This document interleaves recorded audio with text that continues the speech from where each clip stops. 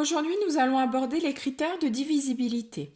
Alors, qu'est-ce que sont les critères de divisibilité? Ce sont des moyens, des petites techniques qui nous permettent de savoir si un nombre est divisible par un autre.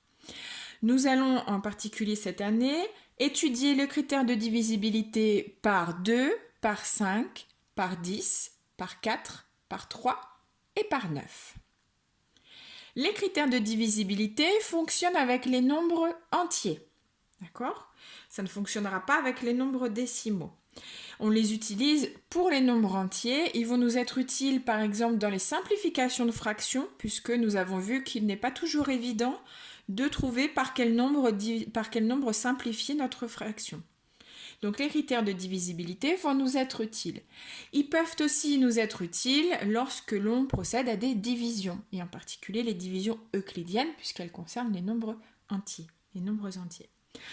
Donc ça, c'est la fiche que vous avez dans la leçon. Les critères sont ici. Ici, vous retrouvez donc un exemple complètement détaillé du nombre 5316. Et puis dans cette vidéo, je vous propose un deuxième exemple avec cette fois-ci le nombre 7620. Première chose, ce nombre est-il divisible par 2? Un nombre est divisible par 2 si le chiffre des unités est 0, 2, 4, 6 ou 8. C'est-à-dire s'il se termine par 0, 2, 4, 6 ou 8. Ici, il se termine par 0, donc oui. Alors, le chiffre des unités, c'est 0, donc oui, il est divisible par 2. Regardons s'il est divisible par 5. Un nombre est divisible par 5 si le chiffre des unités est 0 ou 5. Le chiffre des unités, c'est 0, on l'en a déjà vu ici. Donc, puisque le chiffre des unités, c'est 0, il est aussi divisible par 5. Divisible par 2, ça signifie que mon nombre est dans la table de 2. Divisible par 5, ça signifie que mon nombre est dans la table de 5. Et si je prends l'exemple de la table de 5, on sait très bien que ça se termine soit par 0, soit 5. C'est 5, 10, 15, 20, 25, 30, 35 et ainsi de suite. Un nombre est divisible par 10 si le chiffre des unités est 0. Encore une fois, c'est simple puisque dans la table de 10, on n'a que des nombres qui se terminent par 0. Donc ici, le chiffre des unités, on l'a déjà dit, c'est 0. Donc, est-ce qu'il est divisible par 10? Oui, puisqu'un nombre est divisible par 10 s'il se termine par 0. Donc là, on arrive dans ces critères-là sont les plus simples, ceux que vous connaissez déjà. Un nombre, lorsqu'il est divisible par 2, on dit qu'il est pair. D'accord? Ça, on en a déjà parlé.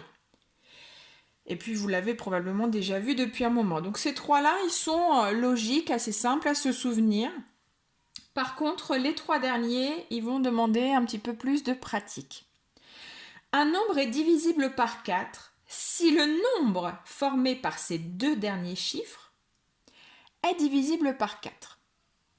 Ça signifie que dans mon nombre 7620, je vais extraire le nombre formé par les deux derniers chiffres. Donc ici, les deux derniers chiffres, ils sont ici. Donc je vais regarder 20. Est-ce que 20 est divisible par 4? Oui. On a donc 5 fois 4 qui est égal à 20. Donc 20 est bien dans la table de 4. Donc 7620 est divisible par 4. Ensuite, nous abordons les critères de divisibilité par 3 et 9 qui ont la même technique. Donc une fois que vous en connaissez une, vous allez nécessairement trouver l'autre. Un nombre est divisible par 3 si la somme de ces chiffres est divisible par 3. Et pour 9, ce sera si la somme de ces chiffres est divisible par 9. Donc la somme de ces chiffres, je vais donc additionner chacun des chiffres. Donc j'ai 7 plus 6 plus 2 plus 0. Bon, je l'indique pour que vous puissiez voir, mais là, du coup, on n'a pas besoin de le faire. Ce qui me donne donc 7 plus 6, 13, plus 2, 15. Ensuite, je regarde 15. Est-ce que 15 est divisible par 3? C'est-à-dire, est-ce que 15 est dans la table de 3? Oui. Donc, on a 3 fois 5 qui vaut 15. D'accord? Donc, 7620 est divisible par 3. Ensuite, par 9, je dois encore récupérer la somme. D'accord? Donc, c'est exactement la même. Je sais que c'est 15.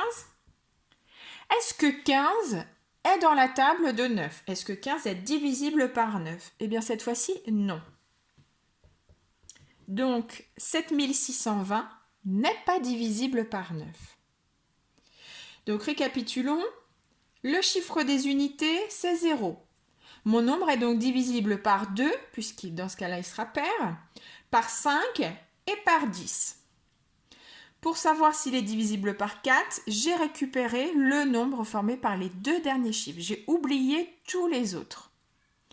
Je regarde si celui-ci est divisible par 4, s'il est dans la table de 4. En l'occurrence ici, oui, puisque 4 fois 5, 20. Donc mon nombre est divisible par 4. Pour 3 et 9, on additionne chacun des chiffres. Donc si c'est un grand nombre, il y aura beaucoup de chiffres à additionner.